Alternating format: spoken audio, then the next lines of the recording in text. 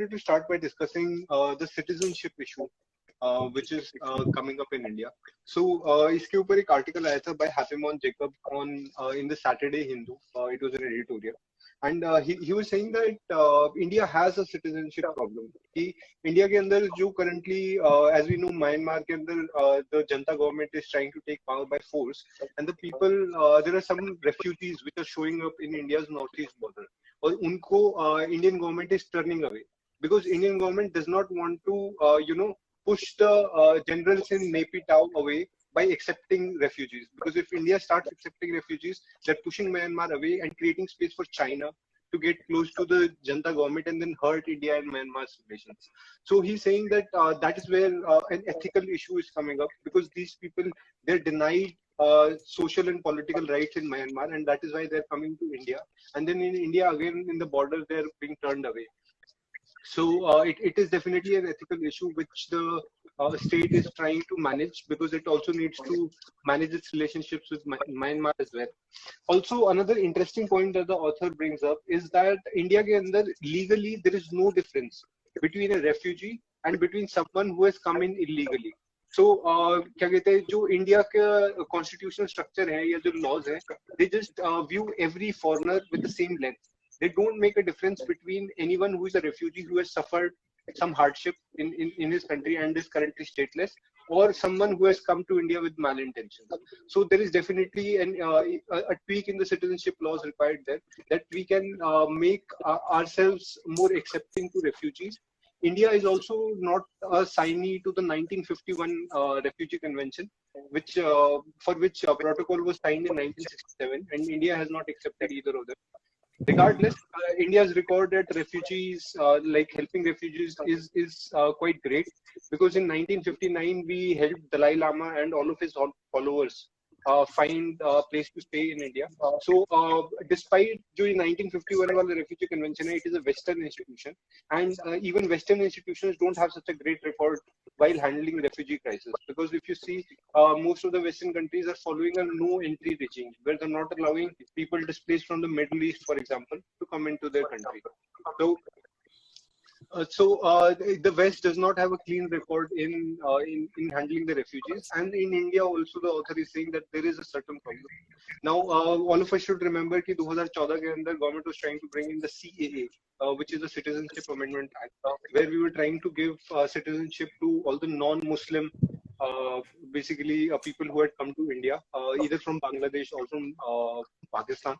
So that is also an evolving issue, and the government decided to shelf it because it had political concerns. But the wider issue which the author is saying कि India की जो ये refugee policy है, इसके अंदर there's a lot of ad hocism. मतलब कि जब जरूरत पड़ेगी तब political मतलब exigencies को देखते हुए they will take a decision. There is no rule of law, या फिर मतलब कुछ written law नहीं है जिसके हिसाब से India manages its refugees, या फिर India gives citizenships to people showing up on its borders. So this has been left vague, and it is by design also, because this allows our political leadership enough room to maneuver. So either they can do the politically expedient thing, they can either accept or reject, because there is no certain policy.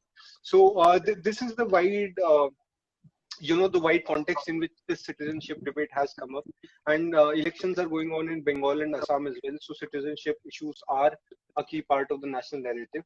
And Krishna, I would like to hear your thoughts on this. Like, what do you think are the right next steps for India? Okay, so first of all, everything that I knew or that I wanted to say, you have already covered everything with no difference in refugee and illegal immigrant and not being a signee to the convention. But then, okay, so I'll have to put my personal opinion in this. Well, obviously the refugee problem is both of an ethical dilemma as well as a foreign policy dilemma for any country in the world, and it's a really challenging issue.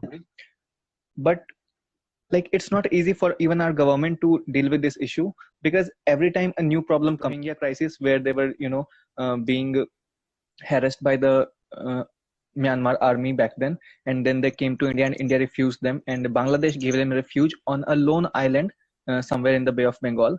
And then now there is this the Janta crackdown, which has resulted into again a refugee crisis for India.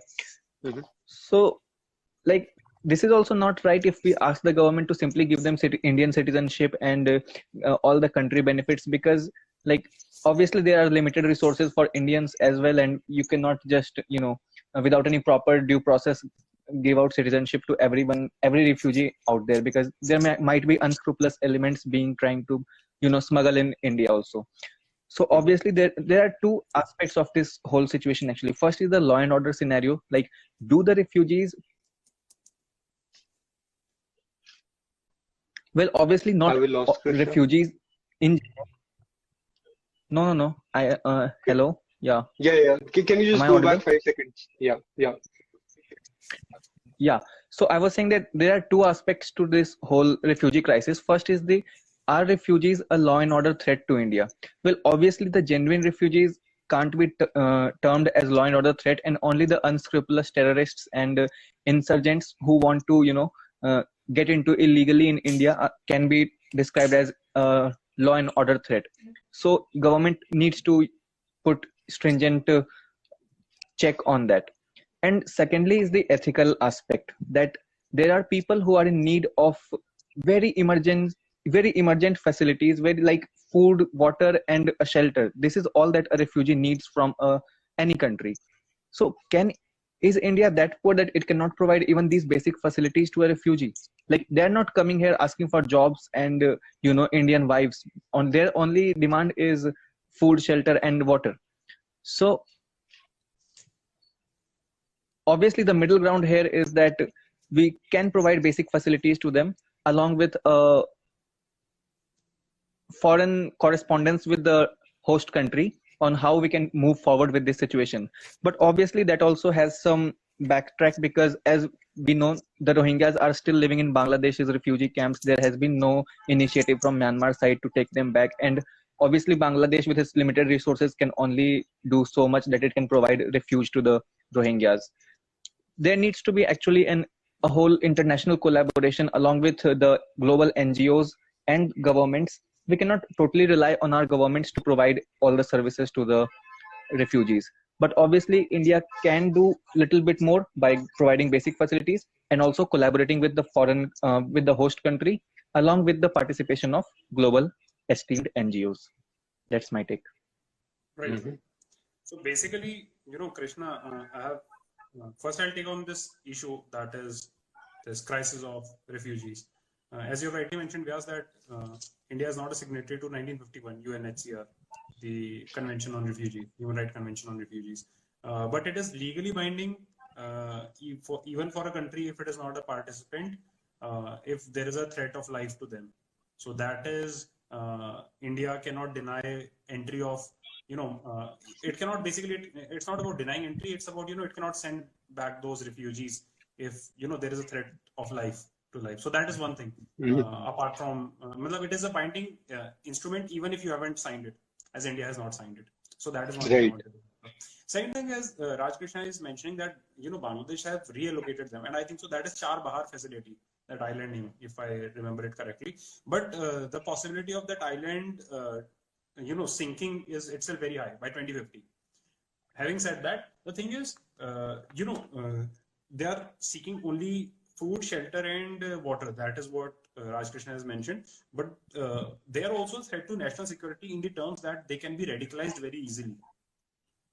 And once if you, being a human, you always need basic human rights. And citizenship is basically that right that entails all other rights to you. That is the very definition of citizenship. So once you are into India, and it is obviously okay, fine, you are the first generation of refugee, but your second generation of refugee will always strive for rights that are more than just food, shelter, and water. So that is where the problem arises. Now, I would just like to point out the case of a small African nation called Gambia that had, went to United Nations against the Myanmar, and it had filed a case suit against the Myanmar Hunter government. So what basically happened is, what basically is the need, and what should have been technically done by all the nations, including the big nations, which they did not do, including India. just to not spoil the relation with Myanmar, is a proper, confrontation with Myanmar and proper deliberation basically with Myanmar. And this is only possible when all the nations together do it. Instead of a nation going against Myanmar, because that will only deteriorate. So this Gambia country went against Myanmar, and it has filed a case regarding the human rights violation against Myanmar. So I think so. This is the need of our that needs to be done by all the countries together, because that is the ultimate solution. Like, they are the citizen of your nation. You cannot. They are facing threat of life there, so you have to ensure them better facilities. They cannot go and reside in any other nation, because ultimately they'll become a threat to that nation. Or again, the nation itself has limited resources. Mentioning about jobs, Tripura has an unemployment rate of 40%. The Northeast, where it is the influx of that is high from the Myanmar adjoining borders, even in Assam. Mm-hmm. So that is my point, that ultimately there needs to be a discussion. That is okay. And that is, in fact, the only way forward. But in the short term, as you rightly mentioned, this concept of citizenship has, I would say it depends on the whims and mood of government. Whenever it wants to give citizenship, like CA has been brought up in 2019. So this is one thing that needs, these two are two separate things that needs to be tackled differently. The issue of Myanmar and the refugees. Like, presently, India is only facing refugee crisis from Myanmar. 10 years back, it was from Sri Lanka, the Tamilians that were coming back to India. So India needs to have a constant, it cannot accommodate Tamilians and then say no to Myanmaris. So that is one thing. So India needs to have a constant policy. That is first thing. Second thing is, it needs to take into confrontation the country from which these refugee crises are happening. Basically, such as Dalai Lama was accommodated, Tamilians were accommodated, but why aren't the Myanmaris accommodated? Maybe due to their religion. Basically, that is what CA has mentioned. So I think so. These are the two fronts that I would like to mention, that you need to have a constant confrontation with all the nations, and provide better jobs for your nation. Owing to human rights, provide the basic food, life, and shelter, but there should be a time frame in which they are relocated back to their parent nation, and have a constant policy from the day one, and constant stand. It's not that when elections are coming near, you just change your stance of not reverting them back to their nation or something like that, as it has been done recently in the Bangladesh and West Bengal elections. So that is my take on it. Mm-hmm. Yeah, Krishna. Yeah, so I would like to just appreciate Panda's point that all the countries on the globe need to form a alliance against this refugee crisis, and push whichever country is imposing crimes and brutality on them. If everyone gets on one side, then obviously the other country will have to succumb to their demands and wishes. They cannot keep refusing the refugees if everyone is forcing them to accept them, because international diplomacy has a lot of power in it, and can obviously force a country to take the people who are moving out of their country. Yeah, so thank you so much, Krishna. Mm-hmm. Sorry, Panda. So thank you, Krishna, for bringing it up. So that brings us to the next facet of this debate.